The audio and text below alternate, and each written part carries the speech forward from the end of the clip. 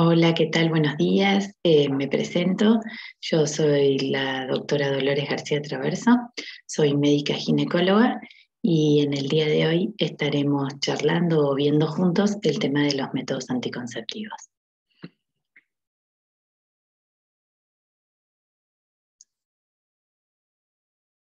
Bueno, ustedes están haciendo este curso de métodos, digamos, de planificación natural familiar y este curso, digamos, el tema de la anticoncepción está dentro de este tema de la planificación familiar. Por lo cual, digamos, no podía faltar esta diapositiva donde realmente estoy convencida, somos de la idea de que debemos enseñar el reconocimiento de la fertilidad. Más allá si la persona que tenemos enfrente elige la rama de los métodos anticonceptivos de la planificación artificial, el reconocimiento de la fertilidad no debería faltar en ninguna mujer.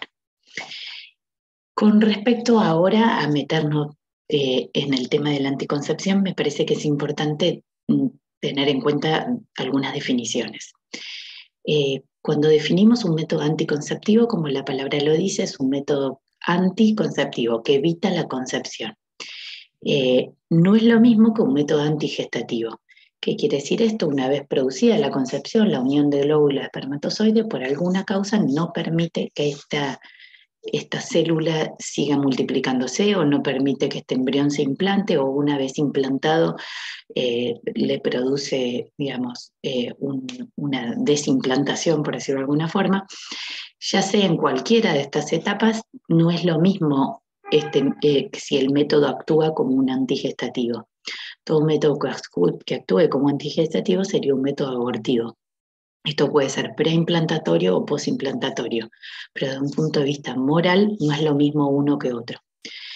Pero es verdad que todos los métodos anticonceptivos se los mete dentro de la misma bolsa, pero me parece que es importante este tema de definir las cosas. Cuando vayamos viendo cada uno de los métodos, vamos a ir viendo cuál estaría dentro de una acción y cuál dentro de la otra. La idea es que podamos ver todos los métodos, vamos a hablar de los métodos anticonceptivos de barrera, ahí están los químicos y los físicos, vamos a hablar del método anticonceptivo mecánico, que es el dispositivo intrauterino, vamos a hablar de los métodos anticonceptivos hormonales en todas sus formas de administración, vamos a hablar de los métodos quirúrgicos, ya sea en el hombre o en la mujer, y vamos a hacer un apartado especial de los anticoncepción de emergencia o poscoital. Vamos a empezar a hablar de los métodos de barrera físico. Los métodos de barrera físico cumplen bien la definición de ser un método anticonceptivo porque no permite que los espermatozoides vayan a tomar contacto con el óvulo. Acá dentro de la barrera física vamos a ver el preservativo o el diafragma. Cada vez que ustedes vean esos números es el índice de falla del método. Esto se mide por cada 100 parejas que utilizaron este método en un año. En el caso del preservativo, entre 5 a 10 van a quedar embarazadas.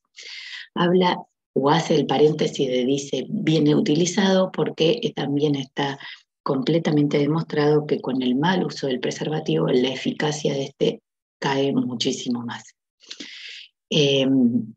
Tanto los métodos de barrera física, especialmente el tema del preservativo, un poco la banderita que tiene es que protege de las enfermedades de transmisión sexual.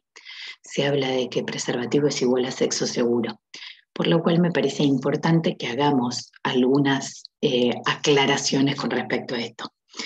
Acá les dejo algunas publicidad con respecto al preservativo. Esto es un poco pensando en nuestros adolescentes. A mí la verdad que me gusta mucho trabajar estos temas con ellos y bueno, ver un poco qué es lo que les venden, qué es lo que les quieren decir, qué es lo que sí, nuestra sociedad o nuestra publicidad les ofrece a los adolescentes con respecto al tema del preservativo. Estas son todas publicidades con el mismo preservativo. Fíjense este hecho, yo cuando les doy las charlas a los chicos a veces en los colegios, les hago observar un poco, ¿no? Como esto, ¿no? Que nos quieren decir, esto de que a estas personas parecería, como dice ahí, que le falta primavera, ¿no? Que le faltan relaciones sexuales, que le falta felicidad. Entonces, cómo la felicidad va al lado de las relaciones sexuales. Y en este caso, el detalle de que los 4 personajes tienen la cara con bastante desarrollo del acné, ¿no? Como si el acné también dependiera de esa cara de felicidad y de tener relaciones sexuales. Fíjense, estos otros son todos eslogan, son viejos, pero a mí también un poco me gusta esto de analizarlos, ¿no? Dicen, ayuda a cruzar a una señora, a las mujeres les gustan los hombres gentiles, a las mujeres les gustan los hombres ecologistas, y así distintas cosas, y cómo eh, les llevan o los promueven a los chicos, a los varones, a ser de una determinada forma para gustarle a una chica. Diría que eh, nada, les están diciendo eso, ¿no? Que no sean ellos mismos, sino que traten de demostrar que son otra cosa. Y el eslogan es todo para una sola cosa, ¿no? El objetivo es conseguir que la chica tenga relaciones con ellos. Dentro de mi presentación hay 2 o 3 videos. Yo les aconsejo hacerle una pausa a mi presentación y después mirar el video y después volverle a poner play en la presentación. El video lo pueden bajar de acá o si no, yo les mandé dentro del material una hoja con todos los links de los videos. Este video, primero a mí me hace gracia y digo qué forma más fácil de evitar un chico malcriado y es deshacerse de él, ¿no? Sería mucho más fácil educarlos, pero bueno. Pero la voz en off que sale luego determinada de la publicidad habla de que el preservativo es fun, sexy and safe. Yo a los chicos les digo que lo de divertido y sexy se los dejo a ellos, lo de seguro es un poco lo que quiero hablar. Entonces, ¿cuál es el objetivo? Hablar un poco, un mini paréntesis de enfermedades de transmisión sexual. No pretendo hacer una clase porque me excede, pero un poco para que entendamos el tema del preservativo, sexo seguro, relaciones sexuales y enfermedades de transmisión sexual. La idea, bueno, entender que las enfermedades de transmisión sexual son de transmisión sexual, pero que a veces no se necesita un contacto genital. Sí, digo, mejor dicho, que no se necesita una relación sexual, sino un solo contacto genital puede transmitir una enfermedad de transmisión sexual. Especialmente los virus relacionados con el herpes y el HPV, que son de contacto de piel a piel, esto se da más en forma frecuente. Fíjense este dato que me parece importante y es hacerles ver a nuestras adolescentes que el grupo de mujeres jóvenes son más vulnerables por un tema inmunológico y por un tema de desarrollo de su aparato genital, son más propensas a poder, digamos, no sacarse de encima solas una enfermedad de transmisión sexual. Y este tema de que a veces les cuesta consultar o el profesional o les cuesta hacerse exámenes de enfermedades de transmisión sexual. Obviamente que lo que es importante es que todas las enfermedades de transmisión sexual tienen un diagnóstico y tienen un tratamiento. Algunas más fáciles o más complicados que otras, pero bueno, sin acceso o sin diagnóstico, imposible el tratamiento. Esta diapositiva está relacionada con el tema del HIV y muestra la forma más fácil de contagiarse HIV. Fíjense que claramente el tema de la forma parenteral, digamos, la transmisión de sangre a sangre es la forma más fácil de contagiar una enfermedad de transmisión de HIV, y la forma de materno-fetal también. Y la sexual, dentro de todo este porcentaje, claramente es la menos frecuente. Pero si vamos a digamos, de qué forma se contagia la mayoría de la gente, HIV claramente es de forma sexual. Entonces, por más que sería la forma menos frecuente, como es la práctica más frecuente, la forma más fácil o más, mejor dicho, más frecuente, perdón, otra vez con la misma palabra, que se contagia un HIV tiene que ver con lo sexual. Y acá nos metemos con el tema del preservativo. ¿Cuánto nos protege el preservativo de las principales enfermedades de transmisión sexual? Acá ustedes ven, como les dije antes, que todo lo que es el HPV y el herpes, la protección es baja porque tiene que ver con un contacto de piel y va aumentando en base a si son bacterias y obviamente que con respecto al HIV el porcentaje de protección es bastante. Pero acá, digamos, deshacemos este número y tomamos conciencia de que cada 20 personas, cada 100, en un año se van a contagiar HIV habiendo utilizado preservativo, por lo cual claramente el preservativo no es igual a sexo seguro.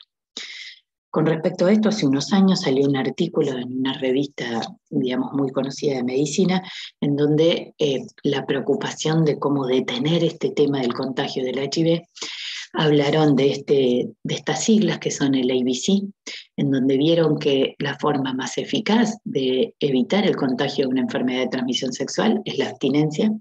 A esto le sigue el tema de la fidelidad mutua, de relaciones sexuales monogámicas, este porcentaje es exactamente igual, el A y el B. Y el C es la aclaración en donde si esa persona no es capaz del A y el B, entonces que por favor utilice preservativo sabiendo que solo tiene una protección de un 80%. Y con respecto a esto me pareció muy interesante, estos son folletos de promoción que tiene el CDC, el Centro de Control de Enfermedades Infecciosas de Estados Unidos, en donde hacen distintos folletos informativos, especialmente para adolescentes. Acá habla un poco de esto que yo les decía antes, la importancia del uso correcto y constante, que a veces es difícil en los adolescentes y que solo de esa forma podemos hablar de la buena protección de enfermedades de transmisión sexual. Fíjense que hace esta aclaración que les dije antes del artículo, en donde dice que la manera más confiable de abstenerse de cualquier enfermedad de transmisión sexual es evitar un contacto o una relación sexual, digamos, con varias personas, que hay que mantenerse en forma monogámica. Este mismo folletos de propaganda de información, me parecieron muy interesantes las cosas que dice. Fíjense, está bien decir que no, a no tener, digamos, está bien decir que no si no querés tener relaciones sexuales, algo que en realidad parecería que es mala palabra decir que no. Y fíjense el hecho que dice evitar el consumo de alcohol y drogas en las relaciones sexuales, porque el consumo de alcohol y drogas trae más probabilidades de adoptar conductas riesgosas o tener relaciones sexuales eh, con alguien que normalmente no tendría, ¿no? Como acá se mezclan y no es solo un tema de relación sexual y uso de preservativos, sino el tema del consumo del alcohol y las drogas. Me parece muy interesante tomar conciencia de que, bueno, este es un folleto que el CDC muestra cuando en realidad está hablando de enfermedades infecciosas, ¿no? Eh, por lo cual, importante erradicar esto de que el preservativo es igual a sexo seguro. Obviamente que es mejor usarlo que no usarlo, pero tomar conciencia que solo tiene un cierto porcentaje de protección, pero no es 100% seguro. ¿Qué pasa con el resto de los anticonceptivos? Yo también analizo mucho esta foto también de propaganda, en donde obviamente que siempre que esté en el medio es lo más que más quieren mostrar, y esto es el preservativo, pero fíjense que el resto de los anticonceptivos dan todo lo mismo, porque están todos del mismo tamaño, de la misma letra, por lo cual da lo mismo, siempre que uses preservativo, da lo mismo usar un DIU, hacer una vasectomía, y claramente no es todo igual. Entonces, ¿qué es lo que vamos a dar? Volvemos otra vez al preservativo, pero ahora para analizarlo desde un punto de vista de método anticonceptivo. Acuérdense que como enfermedad de transmisión sexual tendría una falla de un 20%, no como enfermedad de transmisión sexual, sino en protección de HIV, perdón, pero para protección del embarazo este preservativo aumenta. Esto tiene que ver con que la mujer es fértil solo unos días, en cambio la probabilidad de contagiar una enfermedad de transmisión sexual, un HIV, es todo el tiempo. Desde un punto de vista de efectos secundarios, el único que hay es el tema de la alergia, pero de todas formas hay preservativos látex free, digamos, sin látex, por lo cual no habría probabilidades con la alergia. Con respecto al diafragma, acá ven digamos, un diagrama de lo que es un diafragma. Esto se lo coloca la mujer, se lo debe colocar unas horas antes de iniciar la relación sexual, se coloca con espermicida que ayuda a la lubricación y a aumentar la eficacia de esto, y se tiene que dejar colocado y quitárselo luego de por lo menos 2 horas posteriores a terminada la relación sexual. Con respecto a la barrera química, son los que se llaman espermicidas. Estos vienen en distintos tipos de presentaciones y no se te lo utilizan solos, se los utilizan combinado a los métodos físicos, ya sea preservativos con espermicida o, como les dije antes, se utiliza espermicida para colocarse el diafragma. Con respecto al dispositivo mecánico, es uno solo, es el tema del DIU. En este momento el DIU inerte no existe, solo existen los medicados, ya sea con cobre o con progesterona. El de cobre es el que está pintado, digamos, que tiene un hilo de cobre, por lo cual es más oscurito, y el de progesterona, la progesterona está acá en este dispositivo blanco, para que vean el tamaño, ahí se los comparo con la palma de la mano.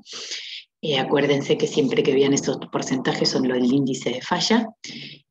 Acá ven tanto un diagrama de un DIU colocado adentro del útero, y acá ven una pieza de histerectomía con un DIU adentro, como para que vean cómo se es. El DIU es colocado por el médico, tiene una duración más o menos entre 4 o 5 años, obvio que si la mujer lo desea se puede retirar antes, obviamente que es el médico el que lo retira, pero si lo quiere dejar puesto durante todos esos años tiene su acción. ¿Cómo funciona? ¿Cómo funciona su método, digamos, su forma de anticoncepción, el DIU? Por un lado, por la sola presencia del DIU, que esto fue el motivo por el cual el DIU fue diseñado, y esto habla del DIU inerte, ahora acuérdense que no existe, pero bueno, por sola presencia del DIU del cuerpo extraño, se producen contracciones a nivel uterinas para expulsarlo. Como les dije antes, ahora el DIU inerte no existe, solo existen los que tienen medicados, y le agregaron el tema del cobre, porque vieron que el cobre inmovilizaba los espermatozoides. Lo que se vio dentro del cuerpo de la mujer es que cuando la mujer está en su máximo periodo de fertilidad, es difícil la inmovilización de los espermatozoides, por lo cual acá esa acción casi no ejerce. Pero sí se ejerce el tema de la alteración del moco cervical, ya sea el cobre o la misma progesterona, por ser una dosis baja de progesterona en forma constante, produce la difícil producción de moco fértil y más bien un moco opaco y denso, pero esto es el DIU con progesterona. El DIU con cobre actúa a nivel del endometrio, produciendo esto que dice acá, una endometritis crónica séptica. Esto significa que el cobre irrita el endometrio y produce un estado inflamatorio que cuando el embrión intenta implantarse no encuentra un endometrio apto para la implantación. Y el DIU con cobre, el DIU, perdón, con progesterona, lo que produce es una atrofia del endometrio, produce un endometrio muy finito por esta baja dosis de progesterona que hace también imposible la implantación. Dentro de los efectos adversos que tiene el DIU es el DIU con cobre, el tema de las metrorragias o hipermenorreas, estos son sangrados fuera del ciclo o menstruaciones más bien abundantes, lo mismo del dolor pélvico o el dolor menstrual, esto es especialmente el DIU con cobre. El DIU con progesterona es todo lo contrario, tiende a producir amenorrea, ausencia de menstruación. Este endometrio tan finito no permite que la mujer menstrue. Por un tema de cuerpo extraño y de irritabilidad a nivel uterina, se puede dar el tema de la expulsión, en donde el propio cuerpo con estas contracciones tiende a expulsar el DIU. Lo mismo se puede dar en el momento de la colocación, el tema de la perforación, que el médico, digamos, como si les dijera que digamos, perfora el útero y el DIU termina en la cavidad uterina. Existen casos en donde la perforación se dé sola, es muy poco frecuente, pero existen casos. El tema del DIU, la preocupación con respecto al DIU tiene que ver con las infecciones. La presencia del hilo a nivel del cuello del útero a veces puede favorecer, a su vez, hacer este medio vaginal, especialmente el de la progesterona, no apto, o un moco no tan de protección a nivel de la mujer, puede hacer que si la mujer toma contacto con una enfermedad de transmisión sexual, sea más fácil el tema del ascenso de los gérmenes. No es que el DIU va a producir una infección, pero si la mujer toma contacto con un germen, es más fácil que esta infección ascienda al útero, a las trompas, y esto la puede llevar a la esterilidad. El DIU estaría contraindicado si la mujer tiene alguna malformación a nivel uterina o tiene múltiples miomas, si tiene alteraciones en la coagulación, especialmente estamos hablando acá al nivel del DIU de cobre, porque si esta mujer tiende a menstruar mucho y a su vez tiene problemas en la coagulación, va a producir mayores sangrados. No así el DIU con progesterona, que al revés estaría indicado colocárselo en mujeres que tengan o menstruaciones muy abundantes o alteraciones en la coagulación. Con respecto a la nuliparidad, que sería una mujer que no ha tenido hijos, en su momento era una contraindicación, ya en este momento no es una contraindicación, ahora se le puede colocar un DIU a cualquier mujer. Acá lo clave es hacer este tema de la prevención del no contagio de enfermedades de transmisión sexual. Ahora pasamos a los hormonales. Los hormonales tienen distintos tipos de formas de administración y en esto se vayan los distintos tipos de anticonceptivos hormonales. Pueden ser por vía oral, y esto es tener solo progesterona o combinar progesterona con estrógenos. Pueden ser los parches. Estos parches, en vez de tomarse una pastilla todos los días, se coloca un parche una vez por semana.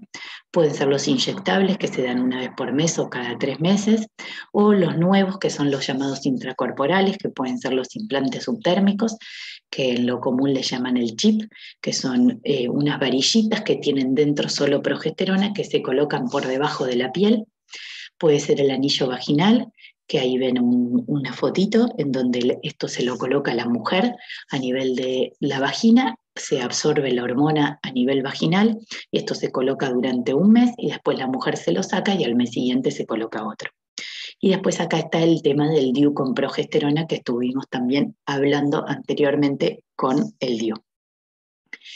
¿Cómo funcionan? ¿Cómo hace su acción anticonceptiva la anticoncepción hormonal? No importa la presentación, todos más o menos funcionan de la misma forma. El principal mecanismo de acción es inhibir la ovulación. La dosis constante de hormona hace que la mujer, al no tener ciclicidad, no produzca ovulación. Al no haber óvulo, por lo cual la fecundación no se va a dar, por lo cual sería realmente un método anticonceptivo, y por eso también la eficacia ronda en un 98-98%. También por ser hormona se puede alterar a nivel de las criptas cervicales y alterar el moco. Es una característica que las mujeres que consumen anticonceptivos hormonales se quejen de sequedad vaginal. También se produce una modificación del endometrio. Muchas mujeres que consumen anticoncepción hormonal tienden a tener menstruaciones poco abundantes, por lo cual acá la acción antiimplantatoria se puede llegar a dar, no en el mismo porcentaje que se puede dar en el DIU, porque sería más bien secundaria cuando se produce un falla de escape ovulatorio. Acá les dejo unos videitos. Acuérdense de pausar, ver el videito y nos volvemos a ver. Fíjense, este anticonceptivo, que de alguna forma la promoción la relacionan con la naturaleza, ¿no? Es toda una chica que va caminando. A mí me hace acordar cuando antes hacían las publicidades de cigarrillos relacionados con caballos y con playas, ¿no? Como que era medio muy incoherente. Bueno, esto es medio parecido, ¿no? Y el eslogan es descubrir la forma más natural de cuidarte, ¿no? Digamos, que estén buscando preparados anticonceptivos que sean lo más parecidos a los nuestros, me parece que es buenísimo, pero de ahí a que esta sea la forma más natural de cuidarnos, creo que va bastante lejos. Acá tenemos otro video.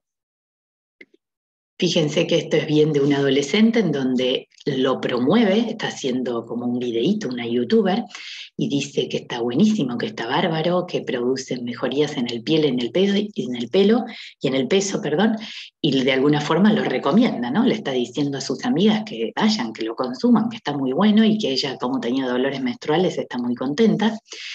Es por eso que me parece importante y me gusta esta diapositiva que de alguna forma inventé, en donde le hablo de usos y abusos de los anticonceptivos. Los primeros vendrían a ser usos. Obviamente los anticonceptivos se utilizan como método anticonceptivo. Se pueden utilizar también como tratamientos de algunas alteraciones hormonales a una mujer que no menstrua porque tiene algún problema, porque está con un trastorno de la conducta alimentaria, mujeres que tienen problemas hormonales como la poliquistosis o el hiperandrogenismo. La anticoncepción hormonal muchas veces se la utiliza como tratamiento. Por los preparados que son fáciles de acceder, uno lo puede utilizar. Les diría que también a veces mujeres que tienen menstruaciones muy abundantes y no pueden encontrar la causa, a veces también de darles anticonceptivos para frenarles el sangrado, a veces hacen que esta mujer recupere su anemia, no por largo tiempo, pero se lo puede utilizar. Ahora, a partir de la regulación de los ciclos para abajo, para mí son abusos, ¿no? ¿Cuántas adolescentes tenemos que se clasifican como irregular y entonces toman anticonceptivos para ser regulares? Son adolescentes o jóvenes que nunca nadie las estudió para ver cuál era el motivo que fueran irregular, o no se gastaron en ver que quizá no es que son irregulares, sino que tienen una variabilidad normal, o que quizá está pasando los primeros años y por eso es irregular. ¿Cuántas mujeres se quejan de síndromes premenstruales, de dolor menstrual, de hinchazón? síntomas que son completamente normales, que tenemos casi todas las mujeres y hay que aprender a manejar, pero no por eso tapar con anticonceptivos. ¿Cuántas mujeres van a hacerse una ecografía y le dicen que tiene un quiste, entonces empiezan a tomar pastillas por esto, sabiendo que muchas veces los quistes son funcionales y es cuestión de repetir la ecografía después de la próxima menstruación? Obviamente que va a depender del tamaño de ese quiste, ¿no? Pero muchos de ellos son funcionales. Y el tema del acné, un tema que a mí como ginecóloga me pasa muchísimo, adolescentes que se les aconseja tomar anticonceptivos para frenar el acné, cuando en realidad a veces es vuelvo fisiológico de la edad, en donde tienen un brote, o en todo caso hay que hacer un estudio de las hormonas a ver si es la causa, pero tapar o tratar el acné, yo le digo a mis pacientes que es como matar hormigas con bombas atómicas, ¿no? ¿Y por qué? Eh, Fíjense este videíto, de alguna forma nos da a entender que tomamos el control, y esto va un poco a esto de la promoción, esto de que la mujer tome el control, y entonces el anticonceptivo nos hace sentir que tomemos el control y con esto nos permite disfrutar al máximo, ¿no? Como, vuelvo, le dan una característica en donde la sexualidad tiene un disfrute mayor si uno se siente liberado. Y hay que liberarse de la propia ciclicidad para poderse sentir mejor, ¿no? Como son mensajes de alguna forma que pasan por debajo de esto, ¿no? Pero qué importante es tratar de hacerlos ver y mostrárselos, ¿no? Eh, y acá tenemos todo el tema de los efectos adversos, porque claramente esto también sería lo problemático de la anticoncepción hormonal, la cantidad de efectos adversos que produce. La anticoncepción hormonal, ya les dije, no importa la forma en que uno lo incorpore a su cuerpo, lo más común es que tiende a producir los primeros que están hacia la izquierda, que son náuseas, vómitos, tensión mamaria. Algunos preparados producen retención de peso y producen sensación de hinchazón. A veces las primeras cajas producen sangrados en la mitad del ciclo. Algunas mujeres la baja dosis hormonal o los preparados nuevos que hay producen amenorrea, ausencia de menstruación. Esto no sería un inconveniente, pero a veces es importante explicárselo para que las mujeres no se asusten.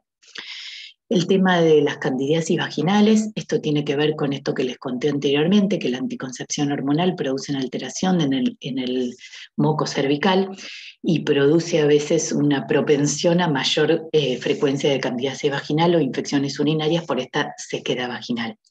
Esto se asocia mucho, que está a la derecha, el tema de las alteraciones de la sexualidad. Muchas mujeres se quejan de sequedad vaginal y alteración de la libido al consumir anticoncepción hormonal. Los efectos adversos más importantes tienen que ver con los riesgos cardiovasculares. Esto tiene que ver con alteraciones que se producen a nivel de la coagulación de la sangre. Esto obviamente que no pasa en todas las mujeres, pero a veces si hay algún factor personal o familiar que puede dar una propensión a esto, produce la probabilidad de producir algún accidente cerebrovascular o un infarto o un edema agudo de pulmón. Cuando se producen estos coágulos a nivel venoso o arterial, impactan en algunos de nuestros órganos. Entonces esto también es muy importante, hacerles tomar conciencia que es importante un control médico, que es importante elegir la dosis hormonal que uno va a consumir y es importante también no consumir anticoncepción hormonal por largo tiempo. A muchas mujeres les resulta cómoda la anticoncepción hormonal y a veces están 10 años de su vida consumiéndolos. Con respecto al cáncer de mama, que es también un tema que muchas veces se habla, en realidad la anticoncepción hormonal no va a producir mayor índice de cáncer de mama, pero sí en una mujer genéticamente predispuesta puede favorecer a la expresión. Acá sería importante saber los antecedentes familiares de esa mujer para ver si sería necesaria o no prescribir anticoncepción hormonal. Vamos a hacer acá un paréntesis sobre la anticoncepción de emergencia. La ponemos acá porque tiene hormona, entonces está bueno hacer un seguimiento con esto, pero entenderlo que no debería formar parte de la anticoncepción común, debería estar aparte. La anticoncepción de emergencia, la característica que tiene es que tiene una alta dosis hormonal. Fíjense acá los equivalentes entre una pastilla del día después o 20 o 2 o 4 pastillas comunes, ¿sí? Esto es un folleto y lo utilizo como para que tomemos conciencia de la alta dosis que tiene la anticoncepción de emergencia. ¿Cuál sería el objetivo? inhibir la ovulación cuando se produjo una relación sexual sin protección. Por lo cual es lograr que lo que hacen todo un mes de anticoncepción hormonal, esto lo haga en un solo día o en 2 días. Por eso es la alta dosis que tiene. ¿Cuál sería el objetivo? Inhibir o retrasar la ovulación, pero esto va a depender en qué momento del ciclo la mujer ingiera la anticoncepción de emergencia. Si la mujer la ingiere días previos al pico de estrógeno, la anticoncepción de emergencia va a funcionar inhibiendo o retrasando la ovulación, por lo cual esta relación sexual no va a terminar en un embarazo. Pero si la mujer consume la anticoncepción de emergencia ya producido el pico ovulatorio o ya producida la ovulación, esta acción de inhibir no va a poder darse. Y si se produce una alteración a nivel del endometrio, que si se produce entonces la fecundación, la acción implantatoria no va a poder darse. Por lo cual, la anticoncepción de emergencia en el máximo periodo de fertilidad de la mujer funciona como un método antiimplantatorio, funciona como un método abortivo. Si la mujer consume anticoncepción de emergencia producida ya después de la ovulación, no va a producir ningún efecto y obviamente que tampoco terminaría en el embarazo. Entonces es importante tomar conciencia que la anticoncepción de emergencia en el máximo periodo de fertilidad funciona como método abortivo. Si esta anticoncepción de emergencia se consume previo a esto, los días infértiles preovulatorios o los primeros días de fertilidad, va a funcionar como un método anticonceptivo.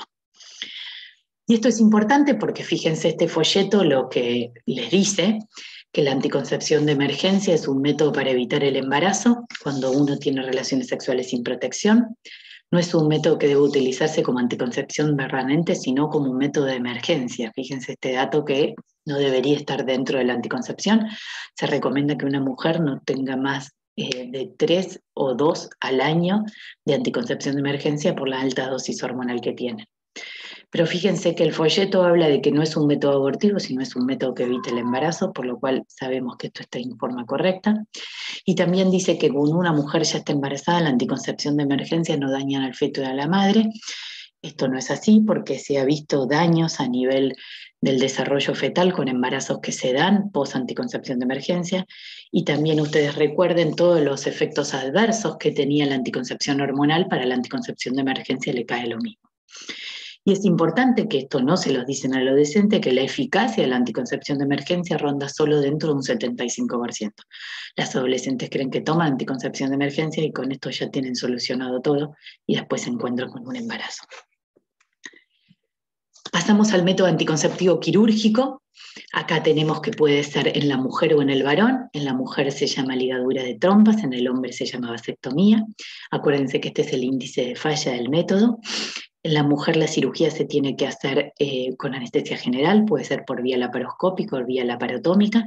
A las mujeres algunas se las hace en la cesárea, por lo cual no necesitan hacer otra cirugía. Significa cortar o coagular las trompas. A veces la eficacia del método va a depender de la técnica del cirujano. Y es importante tomar conciencia que en realidad tanto uno como el otro, la recanalización es un método muy difícil, por lo cual serían métodos definitivos. Es importante que esto se tome conciencia cuando la persona lo decida, porque una vez que se somete, ya sea el hombre o la mujer, a esta técnica, es difícil revertir esta situación, por lo cual la anticoncepción sería permanente. En el hombre esto es una ligadura o una coagulación del conducto deferente. Esto se hace por anestesia local, se accede a través por detrás del testículo, a través del escroto. Y en el hombre necesitan por lo menos 3 meses para hablar de la eficacia, porque se producen los espermatozoides que puede haber residuales dentro de todos los que son los canales. Con esto vuelvo a repetirles la importancia de promover el reconocimiento de la fertilidad para una buena decisión. Creo que la mejor forma de elegir un método es tener todos los conocimientos. Entonces, si esta persona no tiene toda la gama de métodos, cómo funcionan, pero a su vez también un reconocimiento de su propia fertilidad para tomar una buena decisión, es necesario. Por lo cual creo que antes tenemos que promover el tema del reconocimiento de la fertilidad, especialmente en nuestros adolescentes. Eh, los saludo, espero que les haya sido de provecho. Quedo a su disposición por cualquier pregunta y que tengan un muy lindo día.